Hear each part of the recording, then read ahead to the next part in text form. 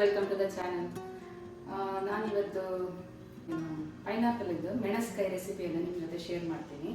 ಇದು ಮದುವೆ ಸಮಾರಂಭಗಳಲ್ಲಿ ಮತ್ತು ಏನಾದರೂ ಫಂಕ್ಷನ್ಗಳಲ್ಲಿ ಇದನ್ನು ಮಾಡ್ತಾರೆ. ಇದು ತುಂಬ ಟೇಸ್ಟಿ ಆಗ್ತದೆ. ಇದು ಬ್ರಾಹ್ಮಣರ ಶೈಲಿಯಲ್ಲಿ ಮಾಡ್ತಾ ಇದ್ದೀನಿ ಇವತ್ತು ನಾನು. ತುಂಬ ಟೇಸ್ಟಿ ಆಗುತ್ತೆ. ಬನ್ನಿ ಮಾಡೋದು ಹೇಗೆ ನೋಡೋಣ. ಇದು ನೋಡಿ, ನಾನಿಲ್ಲಿ ಮೊದಲಿಗೆ ಪೈನಾಪಲನ್ನು ಈ ಥರ ಕಟ್ ಮಾಡಿ ಇಟ್ಕೊಂಡಿದ್ದೀನಿ, ಪೀಸಾಗಿ ಚಿಕ್ಕ ಚಿಕ್ಕ ಪೀಸಾಗಿ. ಈಗ ಬದಿಗೆ ಇಟ್ಕೊಳ್ಳೋಣ. ಫಸ್ಟಿಗೆ ಇದಕ್ಕೆ ಮಸಾಲೆ ಹುರ್ಕೊಳ್ಬೇಕು. ಇಲ್ಲಿ ಒಂದು ಬಾಣಲೆ ಇಟ್ಕೊಂಡಿದ್ದೀನಿ ನಾನು. ಇವಾಗ ಒಲೆ ಹಚ್ಚೋಣ. ಫಸ್ಟಿಗೆ ಇದಕ್ಕೆ ಇವಾಗ ನಾನೊಂದು 1 ಚಮಚದಷ್ಟು ತೆಂಗಿನೆಣ್ಣೆ ಹಾಕೊಳ್ತಾ ಇದ್ದೀನಿ. ನಾವು ಜಾಸ್ತಿಯಾಗಿ ತೆಂಗಿನೆಣ್ಣೆ ಯೂಸ್ ಮಾಡೋದು, ಹಾಗಾಗಿ ತೆಂಗಿನೆಣ್ಣೆ ಹಾಕ್ತಾ ಇದ್ದೀನಿ.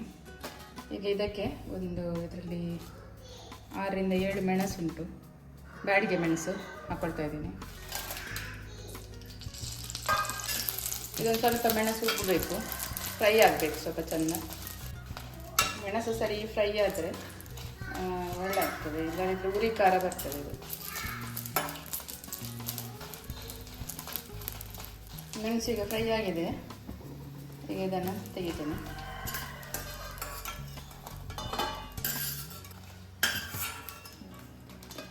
ಈಗ ಇದೇ ಬಾಣಲೆಗೆ ಇದರಲ್ಲಿ ಎಣ್ಣೆ ಇದೆ. ಇದಕ್ಕೆ ನಾನು ಒಂದು 1/4 ಚಮಚ ಆಗುವಷ್ಟು ಮೆಂತ್ಯ ಹಾಕೊಳ್ತಾ ಇದ್ದೀನಿ. ಮೆಂತ್ಯ ಜಾಸ್ತಿ ಬೇಡ. ಅದೊಂದು 1/2 ಚಮಚ ಆಗುವಷ್ಟು ಉದ್ದಿನಬೇಳೆ ಇದೆ. ಹಾಗೆ ಇಲ್ಲಿ ಎಳ್ಳು ತಗೊಂಡಿದ್ದೀನಿ, 1 ಚಮಚ ಆಗುವಷ್ಟು ಎಳ್ಳು.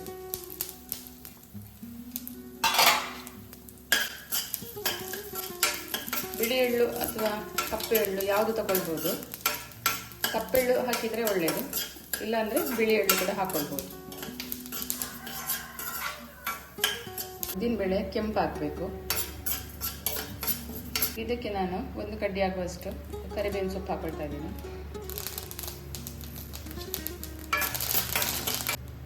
ಉದ್ದಿನಬೇಳೆ ಕೆಂಪಾಗಿದೆ ನೋಡ್ಬೋದು.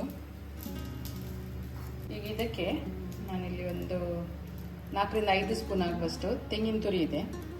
ಇದು ಹಸಿ ತೆಂಗಿನ ತುರಿ.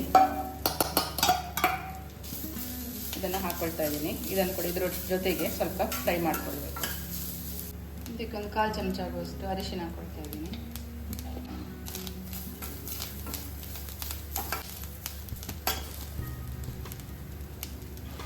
ಇದನ್ನು ಕೂಡ ಇದಕ್ಕೆ ಹಾಕ್ತೇನೆ, ಮೆಣಸನ್ನು ಕೂಡ. ಇವಾಗ ಗ್ಯಾಸ್ ಆಫ್ ಮಾಡ್ಕೊಳ್ತೇನೆ. ಇದು ತಣ್ಣಗಾದ ನಂತರ ಇದನ್ನು ಇವಾಗ ರುಬ್ಕೊಳ್ಬೇಕು. ನೈಸಾಗಿ ರುಬ್ಬಬೇಕು ಇದನ್ನು. ಇದು ಸ್ವಲ್ಪ ತಣ್ಣಗಾಗಿ. ಇವಾಗ ಇದು ಹುರಿದದ್ದು ತಣ್ಣಗಾಗಿದೆ. ಈಗ ಇದನ್ನು ಮಿಕ್ಸಿಗೆ ಹಾಕೊಳ್ಳೋಣ. ಇದಕ್ಕೆ ಹಾಕೋಣ ಮಿಕ್ಸಿಗೆ. ಇದಕ್ಕೆ ಸ್ವಲ್ಪ ನೀರು ಹಾಕಿ ನೈಸಾಗಿ ರುಬ್ಬಬೇಕು ಇದನ್ನು.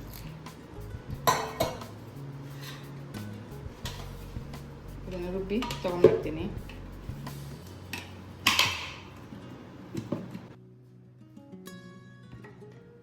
ಇವಾಗ ಇದು ನೋಡಿ, ರುಬ್ಬಿ ತಗೊಂಡ್ಬಂದಿದ್ದೀನಿ. ಇಷ್ಟು ನೈಸ್ ಆಗಿದೆ.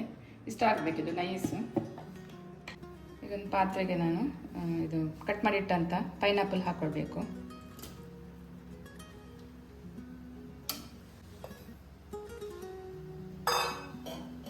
ಇದಕ್ಕೆ ಬೇಯಲಿಕ್ಕೆ ಸ್ವಲ್ಪ ನೀರು,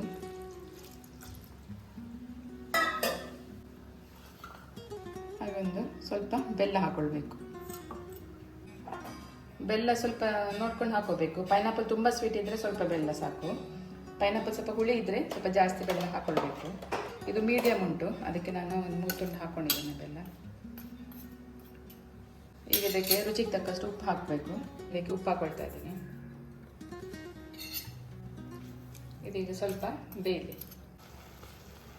ಮುಚ್ಚಳ ಮುಚ್ಚಿ ಬೇಯಲಿಕ್ಕೆ ಇಡುವ.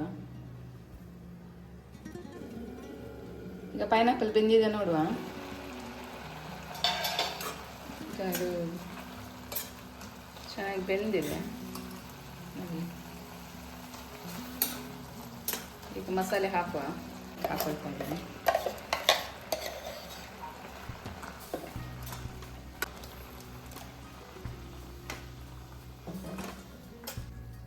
ನೀರು ಎಷ್ಟು ಬೇಕು ನೋಡಿಕೊಂಡು ಹಾಕಬೇಕು. ಇದಕ್ಕೆ ತುಂಬ ತೆಳು ಮಾಡಲಿಕ್ಕಿಲ್ಲ, ಇದು ಸ್ವಲ್ಪ ದಪ್ಪ ದಪ್ಪನಿರಬೇಕು. ಇದನ್ನೇ ಸರಿ ಬೇಯಬೇಕು ಮಸಾಲೆ. ಸ್ವಲ್ಪ ಉಪ್ಪು ಹಾಕುವ, ಸ್ವಲ್ಪ ಹೊತ್ತು ಮುಚ್ಚಿಡುವ.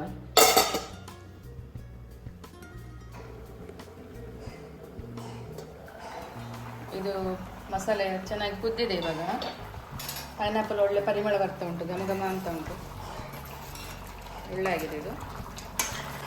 ಇದು ರೆಡಿಯಾಗಿದೆ. ಇವಾಗ ಇದಕ್ಕೊಂದು ಕೊನೆಗೆ ಒಗ್ಗರಣೆ ಹಾಕಬೇಕು. ಗ್ಯಾಸ್ ಆಫ್ ಮಾಡುವ. ಸ್ವಲ್ಪ ಎಣ್ಣೆ ಹಾಕ್ಕೊಳ್ತಾ ಇದ್ದೀನಿ, ಸಾಸಿವೆ ಹಾಕ್ಕೊಳ್ತಾ ಇದ್ದೀನಿ. ಇದಕ್ಕೆ ಕರಿಬೇವು,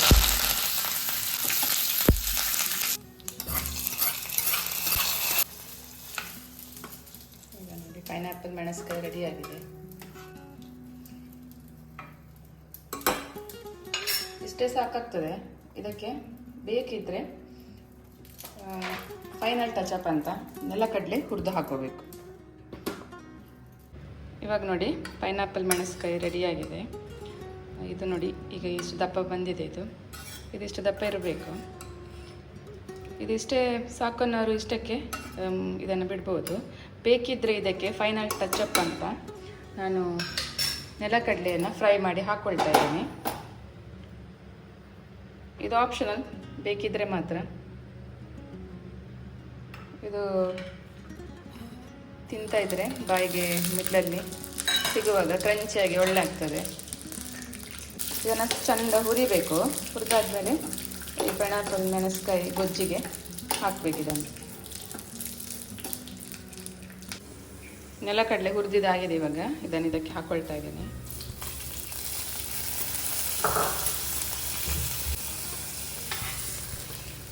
ನೋಡಿ ಇವಾಗಿದ್ದು ಟೋಟಲ್ ಆಗಿ ರೆಡಿಯಾಗಿದೆ ಪೈನಾಪಲ್ ಮೆಣಸ್ಕಾಯಿ.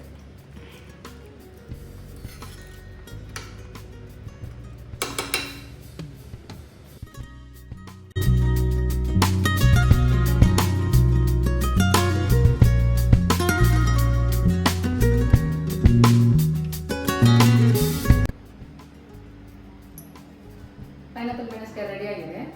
ಇವಾಗ ಟೇಸ್ಟ್ ಮಾಡಿ ಹೇಳ್ತೇನೆ ಹೇಗಾಗಿದೆ ನೋಡುವ. ತುಂಬ ಪರಿಮಳ ಬರ್ತಾ ಉಂಟು. ಪೈನಾಪಲ್ ಇದ್ದು ಫ್ಲೇವರ್ ಒಳ್ಳೆ ಬರ್ತಾ ಇದೆ ನೋಡಿ. ಟೇಸ್ಟ್ ಮಾಡ್ತೀನಿ. ಬಿಸಿ ಇದೆ ತುಂಬ.